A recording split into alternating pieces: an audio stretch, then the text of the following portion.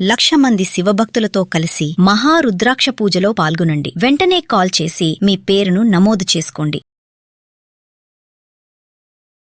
నమస్తే రమగారు. నమస్తే జయ. రమగారు, ఏదన్నా ఒక చిన్న నోవెల్ చెప్పుకుందామా? చిన్న జానపద నవల చెప్తాం. ఓకే. సార్థవాహుడు దాని పేరు.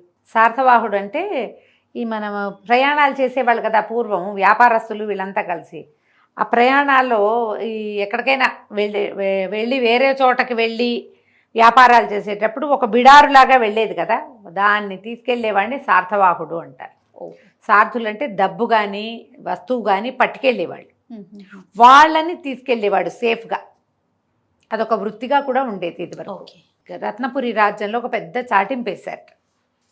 రేపు ఉదయం ఇక్కడి నుంచి అదే కొద్ది రోజుల్లో 3-4 రోజుల తర్వాత ఒక బిడారు వెళ్తోంది వ్యాపారస్తులది. మణిగుప్తుడనే సార్థవాహుడు దీని యాజమాన్యం వహిస్తున్నాడు. అతనితో కలిసి ప్రయాణం చేయదలుచుకున్న వాళ్ళు ఎవరైనా సరే తమ తమ పేర్లు అవన్నీ కూడా ఇక్కడ రిజిస్టర్ చేసుకోండి అని చెప్పి రాజ్యంలో చాటింపేశారు. ఈసారి బిడారుతో వెళ్ళేవాడు. ఇంతకుముందు కూడా 3-4 సార్లు వెళ్ళాడు. మణిగుప్తుడని ఒక యువకుడు, చాలా బలశాలి, బాగా అద్భుతంగా కత్తి యుద్ధము అవి చేసేవాడు. తర్వాత ఏమో అతను స్వార్థపరుడు కాదు, చాలా మంచి పేరుంది. ఎవరో వ్యాపారస్తుల కుమారుడుగా ఉండేవాడు. వాళ్ళు లేరు, ఈ అబ్బాయి ఈ పని చేస్తాడనమాట. కొన్ని బళ్ళు, సుశిక్షితులైన కొంతమంది సైనికులు, వాళ్లతోటి కలిసి ఈ బిడారుని నడుపుతాడు అతను. ఊళ్ళో ఉన్న వ్యాపారస్తులందరూ పై ఊళ్ళల్లో ఒక 9 ఊళ్ళ దాకా వెళ్తుంది. ఈ మధ్యలో చిట్టడవులు అడవులు అవన్నీ ఉంటాయి కదా. ఈ సార్థవాహుడు ఎవరైతే తీసుకెళ్తాడో వీళ్ళకి ఆ అడవుల ఆనుపాను తెలిసి ఉండాలి, ఎక్కడెక్కడ నీళ్లు దొరుకుతాయో తెలిసి ఉండాలి. ఈ కర్వ్ ఇప్పుడు చూడు, మనం ఎక్కడైనా రోడ్డు మీద వెళ్తుంటే యాక్సిడెంట్ జోను గోస్లో అని రాసి ఉంటుంది. అది ఎట్లా తెలుసు వాళ్ళకి? అక్కడ ట్రై చేయటం వల్ల.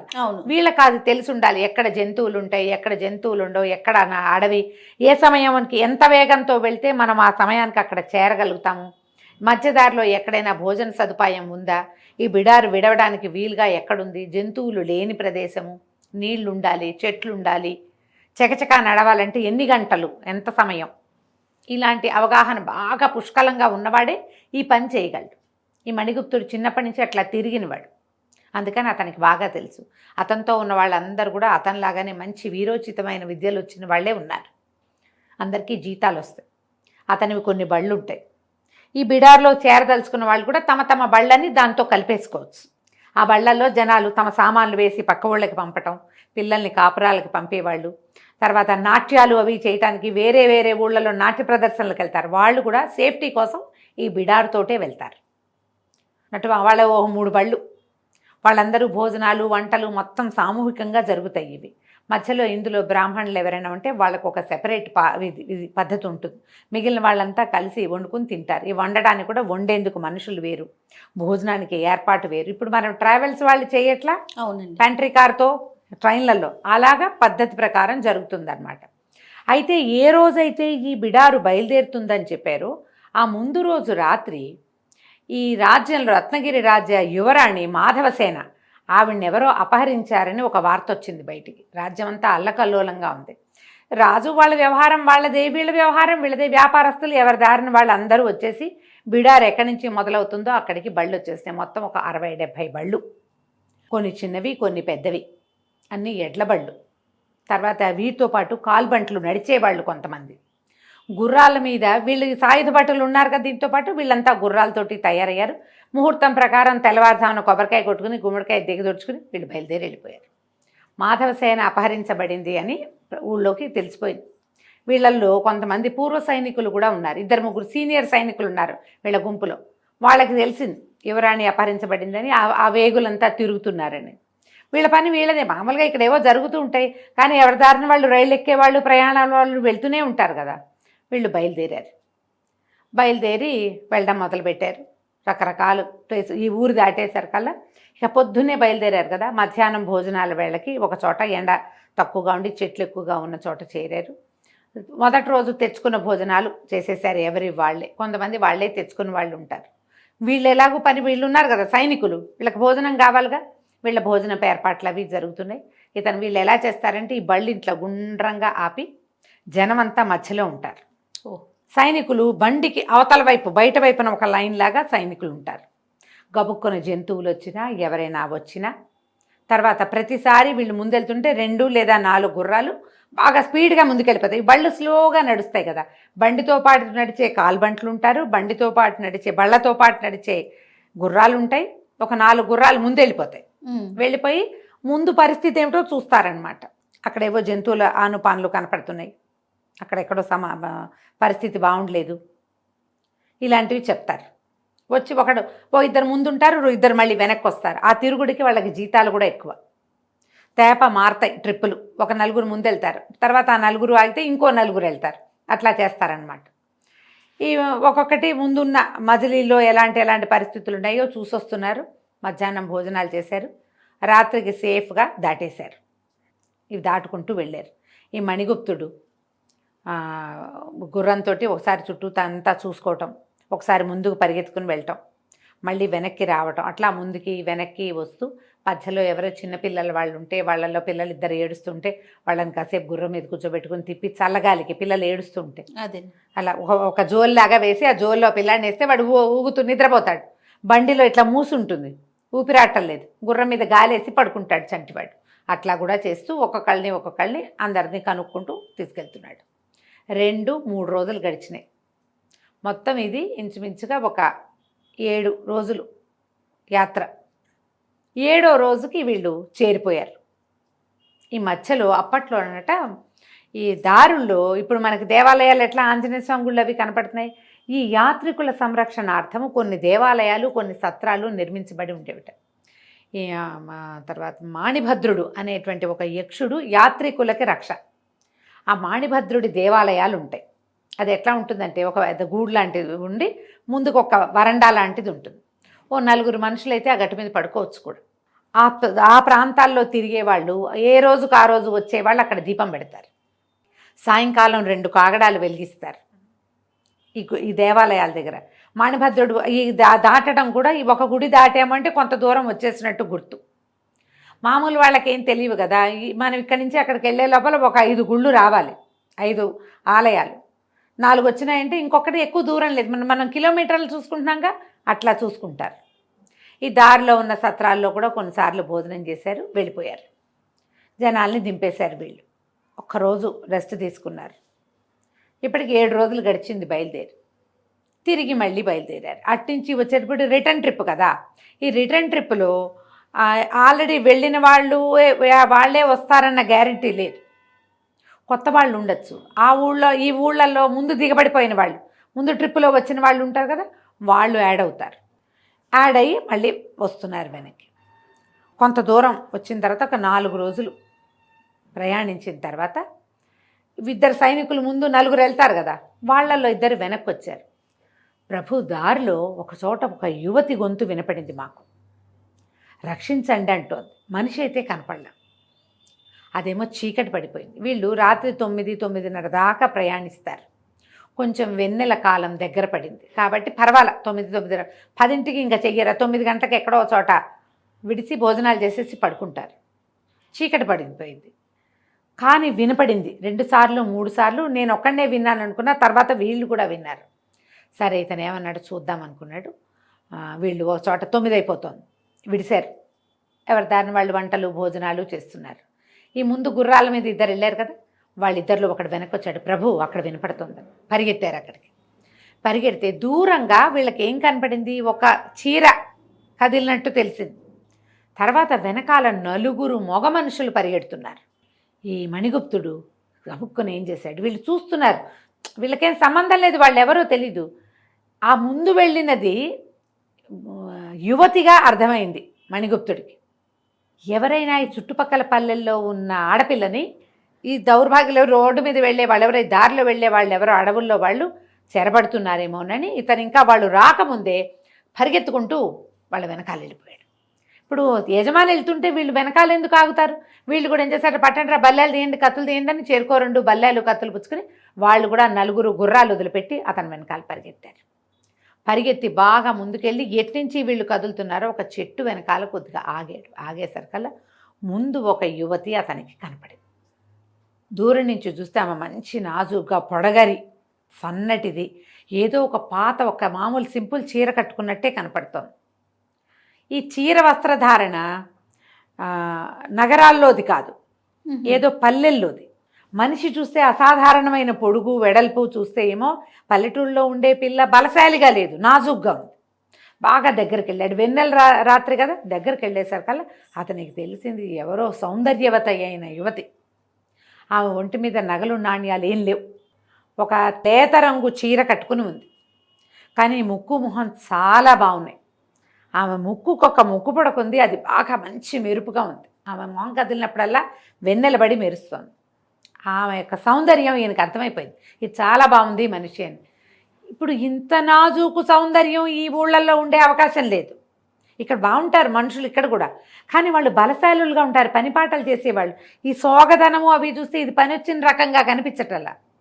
ఇంకొంచెం దగ్గరికి వెళ్ళేసరికల్లా వెనకాల నుంచి ఎవరో పరిగెత్తుకొచ్చేసారు. రావటం ఏమిటి, ఇతని మీద పడ్డారు. ఇతను అడ్డం పడిపోయాడు వెనక్కి తిరిగి. ఈ కత్తి తీశాడు. ఇక పోరాటం జరుగుతుంది, వదిలిపెట్టి వెళ్ళిపోమంటున్నాడు అవతలవాడు. నువ్వు ఎవడబో, నీ దారి నువ్వు పో, వెళ్ళిపో మమ్మల్ని వదిలిపెట్టి, నీకు సంబంధం లేని విషయం ఇది అని కేకలు పెడుతుంటే అవతలవాడు కూడా అప్పుడు ఇతనికి అర్థమైంది, వీడు మామూలు పల్లెటూరు వాడు, ఈ కొండదారులలో తిరిగేవాడు కాదు, వీడు సుశిక్షితుడైన సైనికుడు. వాడి కంఠంలో కూడా ఏదో రాజదర్బార్లో పనిచేసేవాడి గొంతది, అధికారి గొంతు వేరేగా ఉంటుంది. రోడ్డు మీదకు తిరిగే కుర్రాడు కాదు. ఇతనికి తెలిసిపోయింది.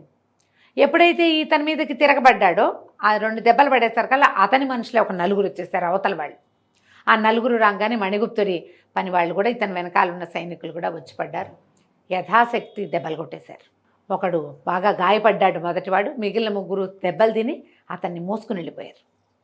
వాళ్ళ వెనకాల వీళ్ళు పరిగెత్తారు. కానీ ఈ మణిగుప్తుడు మాత్రం ఈ అమ్మాయిని ఎవరు ఏమిటి అని అడిగేసరికల్లా అమ్మాయి కాస్త గుటకలు మింగి, నేను రత్నగిరి అంతఃపురంలో పనిచేస్తాను, నా పేరు చెంప అని చెప్పింది. చెంపకవల్లి అని చెప్పేసరికల్లా రత్నగిరా, ఇంకా చాలా దూరం ఉంది, ఇక్కడికి ఎట్లా వచ్చావు నువ్వు అన్నాడు. అది కొద్ది రోజుల క్రితం అపహరించారు నన్ను, నేను వీళ్ళ చేతిలో పడ్డాను, మమ్మల్ని ఎక్కడో నన్ను దాచిపెట్టారు, నేను తప్పించుకుని వస్తున్నాను అంతే అనేసరికల్లా అప్పుడు గుర్తొచ్చింది ఇతనికి. తాము బయలుదేరే రోజున 7-4-11 రోజుల క్రితం యువరాణి మాధవసేన అపహరించబడింది.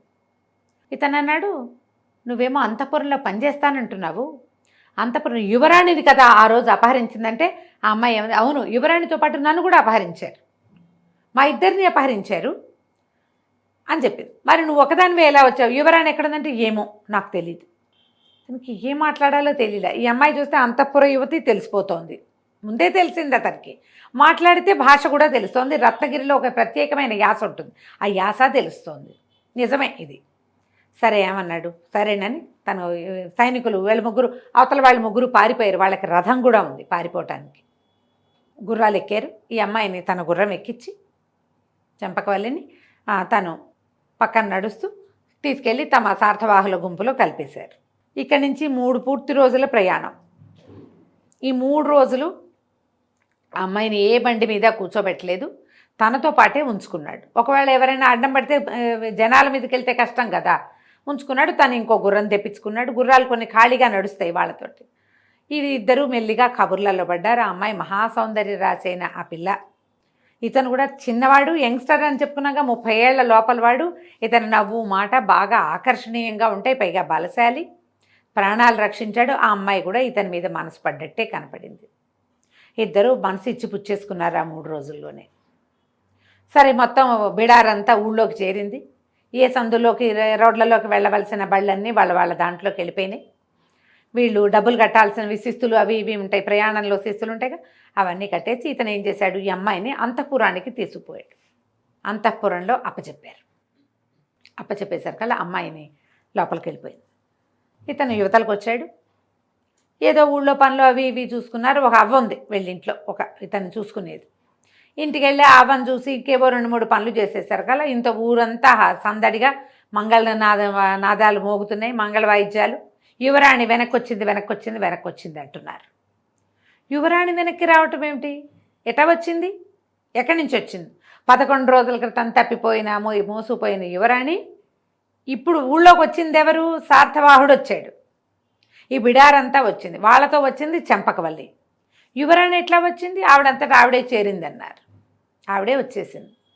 మర్నాడు చాలా పెద్దగా హడావిడిగా గందరగోళంగా పెద్ద సభ జరిపారు.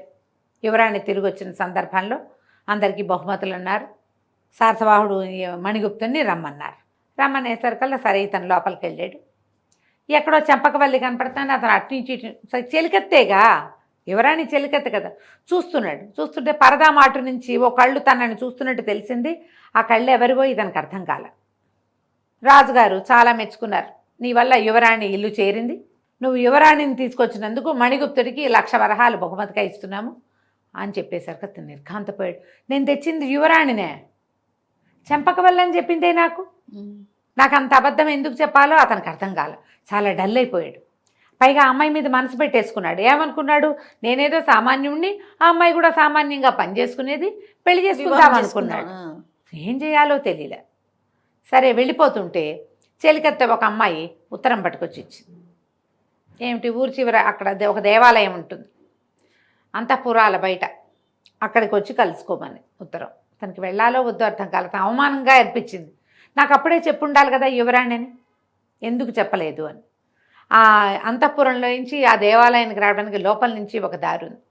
అక్కడికి వచ్చింది యువరాణి. బాగా ఆలోచించి చివరికి వెళ్ళేసరికల్లా ఆ అమ్మాయి పరిగెత్తుకుంటూ వచ్చి కౌగిలించుకుంది. తన్ని కొంచెం అవమానపడి ఉన్నాడు కదా ఇతను. తను ఏం చెప్పిందంటే, ఒకవేళ నేనే యువరాణిని అని చెప్తే నువ్వు నాతో మనసు ఇచ్చిపుచ్చుకుని ఉండవు, నన్ను గౌరవించి బండిలో కూర్చోబెట్టేవాడివి. నాకేమో నువ్వు చూడగానే నచ్చావు. నా కోసం రాత్రిపూట ఎవ్వరూ చేయని సాహసం చేసావు. నన్ను ఎవరెత్తుపోయారో కూడా నాకు తెలియదు, వాళ్ళు ఎవరో కూడా తెలీదు, నేనెవరో నీకు తెలీదు. అయినా కూడా ఒక సమస్యలో ఉన్న స్త్రీని రక్షించడానికి అంత సాహసం చేసిన వాడు నాకు అలాంటి భర్త కావాలని కోరుకుంది. అందుకని నేను నా ఐడెంటిటీని దాచాను. అంతకంటే వేరే ఉద్దేశం ఏమీ లేదని పదే బతిమలాడింది అతను. ఇక రాత్రంతా కబుర్లు చెప్పుకున్నాడు. తెల్లవారుజామున వెళ్ళిపోయింది. కానీ ఇతనికి ఇదంత తెలివిగల పని కాదనిపించేసింది మణిభద్రుడికి. యువరాణితో స్నేహం ఏమిటి? నేను ఒట్టి సార్థవాహుణ్ణి, ఇది ఒక ఉద్యోగం లాంటిది. యువరాణితో వివాహం అంటే రాజైపోవటం. మన లెవెల్ ఏంటి? ఇదేమిటి? రేపు ఏదైనా ప్రమాదం ముంచుకొస్తే శుభ్రంగా హాయిగా ఉంది జీవితం, సరదాగా ప్రతిరోజు కొత్త వాళ్ళని కలుస్తూ ప్రతిసారి ఎందుకు నాకు ఇదని అతన్ని చాలా నిశ్శబ్దంగా ఊరొదులు పెట్టి వెళ్ళిపోయాడు. అవ్వకు కూడా చెప్పకుండా బయట ఊరికి ఎక్కడికో వెళ్ళిపోయాడు. ఉత్తరాది వైపుకి ఊరికే యాత్రలు చేసుకోవడానికి అన్నట్టుగా వెళ్ళిపోయాడు. డబ్బులు చాలా ఇచ్చారుగా రాజుగారు, కొంత ధనం పుచ్చుకొని తన దారిని తను బయటికి వెళ్ళిపోయాడు. మర్నాడు మాధవసేన కబురు చేసింది కానీ ఇతను ఆ అమ్మాయికి దొరకలేదు. ఈ ప్రాంతం నుంచి వెళ్ళిపోయాడు. దీని తర్వాత ఏం జరిగిందో మనం రెండో భాగంలో చూద్దాం. తప్పకుండా రమ్మగారు. నమస్తే. నమస్తే రమ్మగారు, మనము శాతవాహుడు స్టోరీ చెప్పుకుంటున్న నావెల్ కదా అది, రెండో భాగంలో ఉన్నాం. మణిభద్రుడు అతను ఏం చేశాడు? ఈ యువరాణిని వదిలిపెట్టి వెళ్ళిపోయాడు. మాధవసేన ఇతని ఆచూకీ తెలియకపోయేసరికి దుఃఖంగా డల్గా అయిపోయింది. తల్లిదండ్రి తెలుసుకున్నారు. పెద్ద ప్రమాదం నుంచి బయటపడినప్పుడు ఉత్సాహంగా ఉన్న అమ్మాయి క్రమంగా ఎందుకు మెతకబారిపోయింది అని ఆలోచించి ఆమెను కనుక్కుంటే మెల్లిగా ఆ అమ్మాయి ఇతని మీద మనసు పడిందని. ఈ మణిగుప్తుడు చాలా మంచివాడు, చాలా పేరున్నవాడు, సాహసి. ఎవరికైనా కన్యనిచ్చి వాళ్ళకి రాజ్యం ఇవ్వాల్సిందే. సాహసికుడు, ఇతరులకి మేలు చేసే గుణమున్నవాడు అయితే పనికొస్తుంది మనకి. కులగోత్రాల గురించి ఏముంది మనకి, అల్లుడైతే అతడే రాజు అని రాజు రాణి ఈ అమ్మాయిని అతనికి ఇవ్వడానికి సిద్ధపడ్డారు. కానీ అతను ఊళ్ళో లేడు. ఇక్కడ ఇంకో కథ నడుస్తుంది పక్కన. ఒక రాత్రి సాయంకాలపు వేళ ఒక ఇద్దరు కుర్రాళ్ళు, ఒకడు చాలా అందమైన వాడు, మంచి పొడగరి బలశాలిగా ఉన్నవాడు, పక్కన సహాయంగా సామాన్యమైన పర్సనాలిటీ ఉన్నవాడు ఒకడు. వీళ్ళిద్దరూ కలిసి అడవిదారిలో ప్రయాణం చేస్తున్నారు. మధ్యలో ఈ మణిభద్రుడనే ఉంటాడు కదా, మన యక్షుడి గుడి ఉంటుంది కదా, ఆ గుడిలో విశ్రాంతి తీసుకున్నారు వాళ్ళు. రాత్రిపూట నాకు భయం వేస్తోందని రెండో వాడు, అంటే భయపడితే ఎట్లారా, హాయిగా పడుకో, నువ్వు పడుకో, నేను మెలకుగా ఉంటానని ఈ రెండో అందంగా ఉన్న కుర్రాడు ఆ స్తంభాన్ని ఆనుకుని కూర్చున్నాడు. అర్ధరాత్రి వేళ వాడికి ఏం కనపడింది? ఒక రథం వెళ్తోంది. ఆ రథాన్ని వికృతాకారుడు మహాకాయుడైన వాడొకడు తోలుతున్నాడు. ఆ రథంలో ఒక అమ్మాయి స్పృహ తప్పిపడి ఉన్న ఒక సౌందర్యవతైన స్త్రీ కనపడింది ఇతనికి. అంత సౌందర్యం కంటే బాగా నగనట్ర ఉన్నాయి ఒంటి మీద. రాజులు వాళ్ళు రాణులు పెట్టుకునే నగలు కనపడుతున్నాయి రాత్రి వేళ. తనకు ఆశ్చర్యం వేసింది. వీడెవడు? పోనీ ఎవరో యువరాణి ఎక్కడికో వెళ్తుంది అనుకుందాం. అప్పుడు ఇంకొంచెం సైన్యం ఉండాలి, వీడు ఇంత వికృతాకారుడిగా ఉన్నాడేమిటి, వీడు ఎక్కడికి వెళ్తున్నాడో చూద్దామని వాళ్ళ వెనకాలే గుర్రంతో బయలుదేరాడు. ఆ రథపు చప్పుడులో వీడి గుర్రపు డెక్కెల చప్పుడు వినపడలేదు. వాళ్ళు ముందుకెళ్ళిపోతున్నారు, వాళ్ళ వెనకాలే ఇతను వెళ్ళిపోయాడు. వెళ్తే అతను ఒక గుహ దగ్గరికి వెళ్ళాడు. రథం దిగి ఆ అమ్మాయిని భుజం మీద వేసుకున్నాడు. లోపలికి వెళ్తుంటే వీడు ఏం చేశాడు, తన గుర్రాన్ని అక్కడున్న ఒక చెట్టుకి కట్టేసి పరిగెత్తుకుంటూ ఆ గుహలోకి వెళ్ళాడు. ఆ అమ్మాయిని ఎత్తుకుపోతున్నాడేమోనని ముందే అనిపించింది, అదే జరుగుతోందన్నమాట. ఈ లోపలికి వెళ్ళగా అది ఇట్లా తెరలుగా వెళ్తోంది. గుడి లోపల ఎంత పెద్ద భైరవి విగ్రహం ఉందో, వికృత స్వరూపిణిగా ఉన్న పెద్ద జేజి కనపడుతోంది. అక్కడ ఒక పెద్ద తక్కెడ పెట్టుంది. ఈ వెళ్ళిన వికృతాకారుడు వీడు బయట నుంచి చూసిన రూపం వేరు, లోపలికి వెళ్ళేసరికి ఒక మాంత్రిక రూపం వచ్చేసింది వాడికి. ఈ అమ్మాయిని తీసుకెళ్ళి ఆ తక్కెడలో వేసాడు. వేసేసరికల్లా తక్కెడ తూగాలి. ఈ లోపలికి వెళ్ళిన కుర్రాడు వీడికి అదృశ్యకరణి అని ఒక విద్యొచ్చు. ఎక్కడికైనా వెళ్తే తను కనపడకుండా ఉండే మంత్రం ఉంది వాడికి, వాడి గురువు దగ్గర నేర్చుకున్నాడు. ఈ లోపలికి వెళ్ళాక ఇంకా కనపడకుండా అదృశ్యకరణి మంత్రంతో వెళ్ళి దాని దగ్గర నుంచున్నాడు. ఇతను ఈ తక్కెడలో ఈ అమ్మాయిని వేసి గట్టిగా పిలిచాడనమాట. ఆ తక్కెడవాడిని, ఆ తక్కెడకి ఒక శక్తి ఉంటుంది. నేను తీసుకొచ్చిన ఈ యువతి, ఈమె ఈ తూకానికి సరిపోతుందా, ఈమెను బలిస్తే నాకు అద్భుత శక్తులు వస్తాయా రావా, తక్కెడ తెలియజేయని. తక్కెడ ఇట్లా కదిలి సమానంగా వచ్చింది. అంటే ఈ అమ్మాయిని బలిస్తే వీడికి శక్తి వస్తుందన్నమాట. వికటాట్టహాసం చేశాడు ఆ వికృతాకారుడు. నేను యోగదండి మాంత్రికుణ్ణి, ఇవాల్టికి నా తపస్సు ఫలించింది.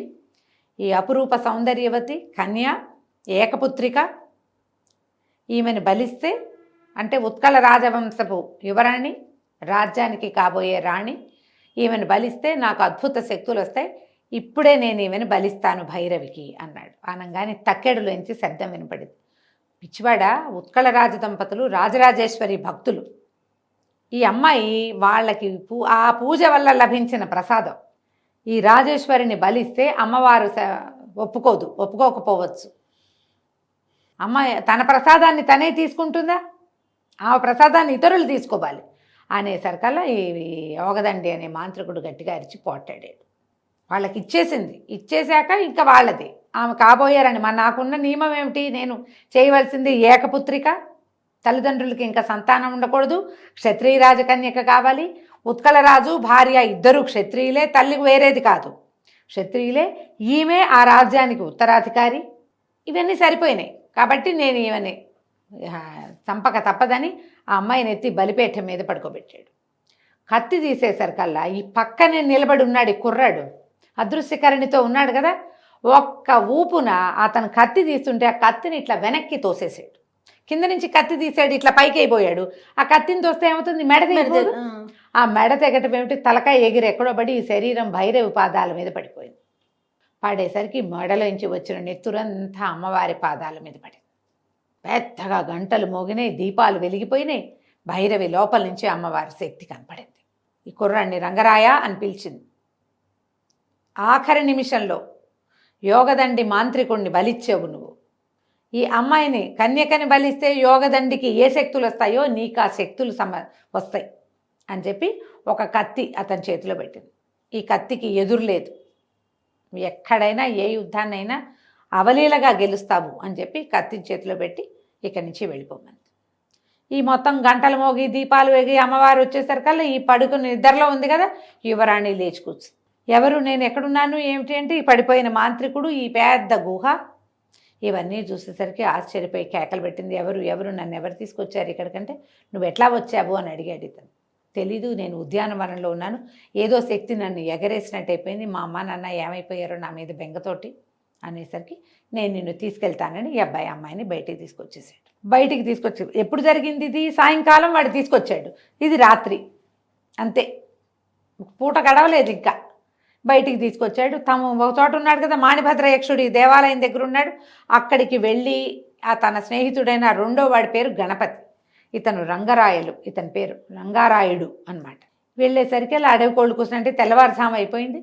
ఈలలు అవి వినపడుతున్నాయి, గుర్రపు డెక్కలు చప్పుడు వినపడుతుంది. 25-30 మంది ఉత్కళ సైనికులు వచ్చేసారు. యువరాణిని ప్రాణాలతో చూసేసరికి కేకలు పెట్టారు, యువరాణికి జయ్యని. ఆవిడేమో చెప్పింది, ఈ అమ్మాయి నేను ఇతను రక్షించాడు, మాంత్రికుడు తీసుకొచ్చాడు. ఈ గుహలో ఉన్నది అంటే ఆ గుహలోకి వెళ్తే బోల్డంత బంగారము అవి ఇవి కుప్పలు తెప్పలుగా మణులు మాణిక్యాలు ఉన్నాయి. సైనికులు అవన్నీ పోగు చేశారు. ఆ గుహని పూర్తిగా మూసేశారు. మూసేసి యువరాణిని తీసుకుని ఇంటికి తీసుకుపోయారు. ఇంటికి తీసుకెళ్ళేసరికి అలా ఇంటి దగ్గరికి వెళ్ళేసరికి అమ్మాయిని రక్షించాడు కదా, లేకపోతే అయిపోయేది, తెల్లవారుజామున బలైపోయేది. ఈ అమ్మాయి అబ్బాయిని వివాహం చేయటానికి నిశ్చయించుకున్నారు. వివాహం చేసేసారు. హాయిగా ఈ రాజేశ్వరి యువరాణితోటి సుఖంగా ఉన్నాడు, ఉత్కళ రాజకన్యకతోటి రంగరాయలు. కొద్ది రోజులు గడిచినాయి. అమ్మాయి గర్భవతి అయింది.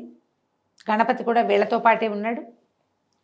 ఈ గర్భవతి అయిన తర్వాత ఒకనాడు వాళ్ళు మాట్లాడుకుంటుంటే ఇతనికి వేరే రాజ్యగీజ్యం ఏమీ లేదు, కుర్రాడు సమయానికి కనపడ్డాడు, తీసుకొచ్చారు.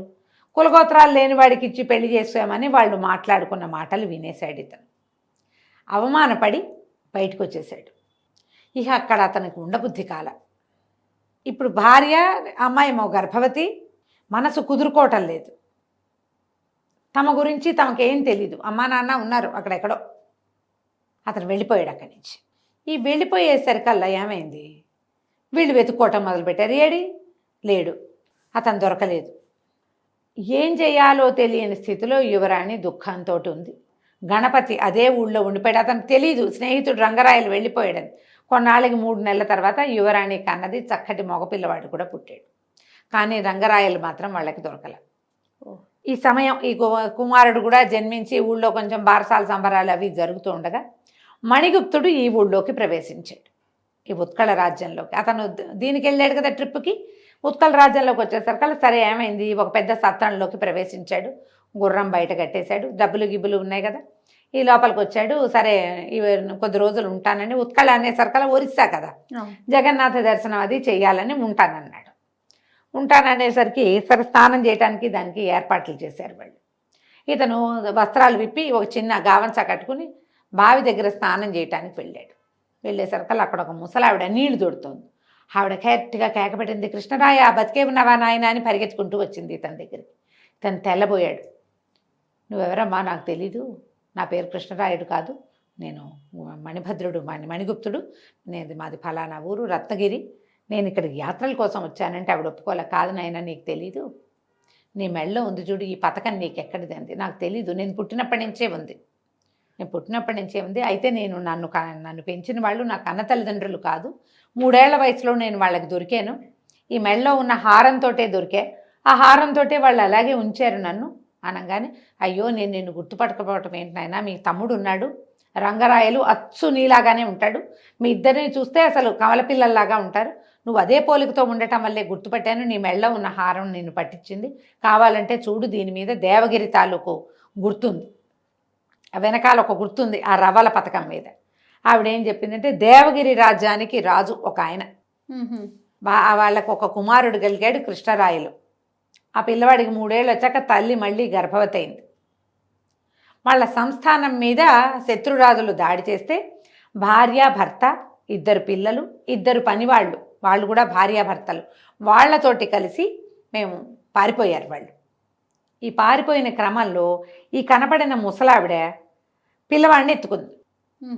పిల్లాడిని ఎత్తుకుని ఈ సొరంగంలో నుంచి బయటకు వచ్చారు. రాజ్యంలో నుంచి బయటకు వచ్చే దారులు ఉన్నాయి. అర్ధరాత్రి కనుచీకటిలో వాళ్ళంతా ఒకవైపుకు వెళ్తే ఈవిడ ఈ పిల్లాడిని భుజాన్ని వేసుకుని రెండో పక్కకి వెళ్ళింది. ఈ వెళ్ళి వెళ్తురు వచ్చాక ఈవిడ బయటికి వెళ్ళిపోయేసరికల్లా పిల్లాడు తను మిగిలారు. రాజుగారు లేదు, రాణి లేదు, ఆమె భర్త కూడా లేడు. లేకపోయేసరికల్లా నేను దుఃఖంతో ఆడపిల్లాడిని పెట్టుకుని కూర్చున్నా. మెల్లిగా నిద్రపోయాం. తెల్లవారు నాకు బాగా మెలకు వచ్చేసరికల్లా పిల్లాడు కూడా నాకు లభించలేదు. పిల్లవాడిని ఎవరో తీసుకుపోయారు. ఆ పడుకున్నప్పుడు ఈవిడ నిద్రపోయింది. పిల్లాడు 3 ఏళ్ల వాడు నిద్రలేచాడు. అటు ఇటు చూసి నాన్న అమ్మాని వెతుక్కుంటూ రోడ్డు మీదకి నడిచి వెళ్ళిపోయాడు. ఆ దారిలో వెళ్తున్న సార్థవాహులు బిడారులో ఎవరో పిల్లాడు ముద్దుగా ఉన్నాడని వాడిని ఎత్తుకుని సంక పెట్టుకుని తీసుకుపోయారు. పిల్లాడు బయటికి వెళ్ళిపోయాడు. ఈవిడ ఏం చేస్తుంది, ఏడ్చుకుంటూ ఆ ఊరు ఈ ఊరు తిరుగుతుంటే క్రమంగా ఒక ఊళ్ళో వీళ్ళు లభించారు వాళ్ళకి. వాళ్ళు ఏం చేశారు, వచ్చేటప్పుడే కొంత సంపద తెచ్చుకున్నారు చేతితోటి. అక్కడేవో కొన్ని పొలాలు కొనుక్కుని ఒక భవంతి ఏర్పరచుకుని ఉంటున్నారు. మీ అమ్మగారికి ఆ తర్వాత మళ్ళీ కుమారుడు కలిగాడు. నేను ఆ పిల్లాన్ని సంరక్షిస్తూ వాళ్ళ దగ్గరే ఉన్నాను. కాలక్రమాన నా భర్త చనిపోయారు. నేను వాళ్ళ దగ్గర ఉన్న పిల్లాడి పెంపకం అంతా నా చేతి మీదే, మూర్తులా నీలాగానే ఉన్నాడని ఆ పిల్లాడి పెంపకం అంతా నేనే చేశాను. యాత్రలకు వెళ్తానంటే డబ్బిచ్చి పంపించారు. కొన్ని యాత్రలనే నా భర్త అస్థికలు కాశీలో కలపడానికి బయలుదేరాను. అవంతా అయ్యాక నేను ఈ ప్రాంతానికి వచ్చేసరికల్లా డబ్బులు పోగొట్టుకున్నాను. వెళ్ళే దారి లేక డబ్బు సంపాదించుకోవటం కోసం ఈ సత్రంలో ఆగాను. కొంత డబ్బు ఏర్పరచుకుంటే పనిచేసి ఆ డబ్బులతోటి ఏ శాతవాహంలో బిడారు గుంపుతోటో కలిసి మళ్ళీ నేను మన ఊరు వెళ్ళిపోవచ్చని నేను ఇక్కడే ఉన్నాను అని చెప్పేసరికల్లా ఇప్పుడు తెల్లబోయాడు ఇతను. అంటే నాకు ఒక తమ్ముడు ఉన్నాడు, ఇది వింతగా ఉందిగా. అవును. సరే ఇతను ఏం చేశాడు, ఊళ్ళోకి వెళ్ళాడు. ఇదేం రాజ్యం? ఉత్కళ రాజ్యం. ఈ ఊళ్ళోకి వెళ్ళేసరికల్లా ఆ గణపతి కనపడ్డాడు. ఏరా ఏమిటి ఇన్నాళ్ళు అయిపోయింది, నీ కొడుకు పుట్టాడోయ్ అని చెప్తున్నాడు. నా కొడుకు పుట్టాడు అంటే అసలు నువ్వెవడు నేనెవడు, నాకెవడు కొడుకు గిడుకు ఏమీ లేదన్నాడు మణిగుప్తుడు. ఆ గణపతి తెల్లబడి, మైత్యం వచ్చిందా నీకు? యువరాణి కంటికి మింటికి ఏకధారగా ఏడుస్తుంది, పచ్చి బాలింతరాలు. పద నువ్వు రాజుగారి దగ్గరికి వెళ్ళాలి. వాళ్ళు ఏవో మాట్లాడుకుంటే నీకంత కోపం వస్తే ఎలాగోయ్, తప్పు, పద అన్నాడు. ఇతను వదిలించుకున్నాడు. నువ్వెవడో కూడా నాకు తెలీదు, యువరాణి ఎవరో తెలీదు. ఇదేవిడ అక్కడేదో ఒక యువరాణిని తప్పించుకొస్తే ఇక్కడ ఇంకో యువరాణి తగిలింది నాకు అనుకున్నాడు. కానీ తన తమ్ముడి పనేమో ఇది అని అనుమానంగా ఉంది. కొంచెం ముందుకెళ్ళేసరికి అలా సైనికులు పైనుంచి ఈ పిల్లాడిని ఎండలో పడుకోబెట్టడానికి బయటికి తీసుకొచ్చిన యువరాణి రాజేశ్వరి ఇతన్ని చూసేసింది. పైనుంచి సైనికుల్ని పంపించింది, అల్లుడు గారు కింద ఉన్నారు తీసుకురండి అని. పైకి తీసుకుపోయారు. తీసుకెళ్తే ఇతను అల్లుడు గారు కాదు, నాకు అసలు తెలియదు అంటాడు. రాజుకి అర్థం కాలే, ఏం చెయ్యాలి వీడిని. సరే భవనంలో చేర్చండి, బయటికి వెళ్ళనివ్వబోకండి అన్నారు. అతను అన్నాడు, నేను ఏ భవనంలోనూ ఉండనండి, నాకు వేరే పని ఉంది, నేను వెళ్ళాలి. నేను అసలు ఈ ప్రాంతం వాడిని కావాలంటే నా గుర్తులవి నా దగ్గర నా గుర్రంతో పాటు ఉన్నాయి, చూదురు కానీ 2 సైనికులను నాతో పంపండి అన్నాడు. 2 సైనికులతోటి ఇతను సత్రం దగ్గరికి వెళ్ళాడు. ఆ బామ్మను చూశాడుగా. ఈ దారిలో కనపడిన గణపతి ఇతను వెనకాల వచ్చి ఆ బామ్మను చూసేసరికి తెలబడి, ఓసి బామ్మ ఇక్కడెట్టా ఉన్నావే నువ్వు అన్నాడు. ఒరే గణపతి, నువ్వేటా వచ్చావు? ఇదిగో మన రంగరాయుడు అన్నయ్య, ఈయన కృష్ణరాయుడని చూపించింది. ఓహో, ఇదే జరిగింది. వీళ్ళిద్దరూ ఒకేలా ఉండటం వల్ల యువరాణి కూడా పొరపాటు పడుతోంది. సరే ఇతనికి ఏమనిపించింది, తన తల్లిదండ్రులు సొంత ఊరు వదిలిపెట్టి శత్రువుల భయానికి వేరే ఊళ్ళో వ్యవసాయ క్షేత్రం కొనుక్కుని జీవిస్తుంటే ఇప్పుడు ఆ మాట చెప్తే కుదురుతుందా? మన పరిస్థితి ఏంటో మనకు తెలీదు. నాకు కూడా ఏం తెలీదు, ఆ ముసలావిడ చెప్పిందే కథ. నేను కాదు మా తమ్ముడు అంటే మీ నాన్న ఎవరు అని వస్తుంది కదా. అది చెప్పడం ఇష్టం లేదు ఇతనికి. సరే వీళ్ళకి అర్థమైంది. ఇప్పుడు ఇతను ఎక్కడున్నాడో వెతుక్కోవాలి, రంగరాయలు ఎక్కడున్నాడో. ఈ గణపతి కొద్ది రోజులు వీడి మనసు కుదిరేదాకా నాతో ఉంటాడని రాజ సైనికులకి చెప్పాడు రాజుగారికి. మేము మాట్లాడుకుని వస్తాం అని చెప్పి. సరే రాజుగారు వాళ్ళు ఊరుకున్నారు. పిల్లాన్ని తీసుకొచ్చి పెట్టినా పిల్లాన్ని చూసినా ఏం ఉత్సాహం కలగటం లేదు వాడికి. అబ్బాయికి ఆసక్తి లేదు, అసలు తెలియదు కదా. ఇంతలో ఏమైంది, ఈ రంగరాయలు ఆ రత్నగిరి చేరాడు. అక్కడికి వెళ్ళేసరికల్లా ఇతను ఊళ్ళోకి రాగానే మణిగుప్తుడు ఊళ్ళోకి వచ్చేసాడని వాళ్ళందరూ ప్రతి వాళ్ళు, బాబు ఎప్పుడు ట్రిప్ తీసుకెళ్తారండి అని అడగటం మొదలుపెట్టారు. నేనేం ట్రిప్పు, నేనే ట్రిప్ మీద ఉన్నా, నేనేం చేయగలుగుతాను. అతనికి అర్థం కాల. ఈ మాలతి అని ఆవిడ మాధవసేన తాలూకు చెలికత్తె ఇతన్ని చూడంగానే, మీకోసం యువరాణి చాలా బాధపడుతుంది, రాజుగారు మీకు వివాహం చేయడానికి సిద్ధంగా ఉన్నారండి, మీరేం ఆలోచించకండి రండి అన్నాడు. నాకు ఆల్రెడీ వివాహం అయిపోయింది ఉత్కళ రాజకుమార్తెతోటి, ఈవిడెవరో నాకు తెలియదు అంటాడు. సరే అక్కడికి వెళ్ళేసరికల్లా ఆ అమ్మాయిని గుర్తుపట్టల అతను. కానీ వీళ్ళు చెప్తున్న మాటలను బట్టి చూస్తే అతనికి ఏమనిపించింది, నాకు ఒక అన్నయ్య ఉండాలని చెప్పేవాళ్ళు ఆయన ఎక్కడికో తప్పిపోయాడన్నారు, ఒకవేళ ఇది ఇలాంటిదా ఈ కథ అదేనే అని ఇప్పుడు ఆయన ఇంటి కోసం ఆ మణిగుప్తుడి అసలు మణిభద్రుడి అసలు సొంత ఇల్లేది, అక్కడికి వెళ్ళేసరికల్లా ఆ ఇంట్లో ఒక ముసలావిడ ఉంది. నాయనా వచ్చావా, ఇన్నాళ్ళ నుంచి ఎక్కడికి వెళ్ళావురా ఆ పెంచుకున్న ఆవిడ. ఇతనికి ఆశ్చర్యం వేసింది. అంటే ఎక్కడ ఏమిటి, మెల్లిగా ఆవిడతో కూర్చుని ఎట్లా వాళ్ళకు ఒక 3 ఏళ్ల శిశువు దొరికాడో కనుక్కున్నాడు. అంటే ఈయన మా అన్నయ్య. సరే ఇప్పుడు ఇతను ఎక్కడున్నాడో తెలియాలి. ఆ రోజులో ఫోన్లా ఏమైనానా, సరే నేను ఫలానా చోటికి వెళ్తున్నాను, ఒకవేళ మా అన్నయ్య కనుక వస్తే అక్కడికి రమ్మని చెప్పి ఇక్కడ చెప్పేసి వాళ్ళతో కలిసి ఉత్కళ రాజ్యానికి ప్రయాణం అయ్యాడు. ఎదురు బదురు వచ్చేసరికల్లా అన్న తమ్ముడు ఒకళ్ళనొకళ్ళు గుర్తుపెట్టుకున్నారు. వాళ్ళిద్దరూ ఒకేలా ఉన్నారు. ఈ రంగరాయలనేమో ఉత్కళ రాజ్యంలోకి ప్రవేశపెట్టారు, ఈ మణిగుప్తుడినేమో ఈ రత్నగిరి రాజ్యంలోకి ప్రవేశించారు. వాళ్ళేమో ఆ కుమార్తెనిచ్చి వివాహం చేయడానికి సిద్ధంగా ఉన్నారు. వీళ్ళతో కనపడిందిగా ముసలావిడ సత్రంలో, ఆవిడేం చెప్పిందంటే, బాబు వీళ్ళు క్షత్రియులే, మీకేం భయం లేదు, వీళ్ళ తండ్రి దేవగిరి ప్రభువు, దేవరాయలు ఆయన, వీళ్ళకి తెలుసు ఆ పేరు, ఆయన రాజభ్రష్టుడైపోయాడు, ఆయన యొక్క కుమారులే వీళ్ళిద్దరూ, ఆయన కూడా ఫలానా ప్రాంతంలో ఉన్నాడు అని చెప్పేసరికి సరే వెళ్ళిపోయి తల్లిదండ్రిని కలుసుకున్నారు. వాళ్ళు కూడా చాలా సంతోషించారు. ఇతనికి రంగరాయలకు ఒక కత్తి దొరికింది అమ్మవారి వల్ల. ఆ కత్తి ఎవరి దగ్గర ఉంటే వాళ్ళకి విజయం సంప్రాప్తిస్తుంది. తమ ఇద్దరి మామగారుల సహాయంతో కొంత సైన్యాన్ని ఏర్పరచుకుని అన్నదమ్ములు ఇద్దరు తమ శత్రువుల మీద దాడి చేసి దేవగిరిని మళ్ళీ స్వాధీనపరుచుకుని తండ్రిని ఆ రాజ్యానికి పంపించి, ఇద్దరు చెరో రాజ్యానికి అల్లుళ్ళుగా ఉన్నారు కదా, ఈ 3 రాజ్యాలు ఇట్లా ట్రయాంగిల్గా ఉంటాయి. ఈ ముక్కోణపు రాజ్యాలని చక్కగా పరిపాలించుకుంటూ హాయిగా ఉన్నారు. దీనికి బేసిక్ ఇతను ఏం చేశాడు, మొట్టమొదట ఇతనికి ఈ దారులన్నీ కొట్టిన పిండి, ఈ 3 రాజ్యాలకి తిరిగే ప్రాక్టీస్ ఉన్నవాడు కాబట్టి వీళ్ళకి ఏంటంటే ఈ రాజ్యాన్ని సురక్షితంగా ఉంచటం కానీ ఏమీ ఇబ్బంది అవ్వలేదు. ఇద్దరు కుర్రాళ్ళు చెరుకు రాజకుమార్తెని పెళ్లి చేసుకుని సంతానాన్ని కానీ పెద్దవాడయ్యాక ఇతను చేరుకున్నాడు వాళ్ళ అమ్మా నాన్నని, సుఖంగా ఉన్నారు. కథ కంచికి మనం ఇంటికి. రైట్, బాగుంది రమ్మగారు. నమస్తే. నమస్తే.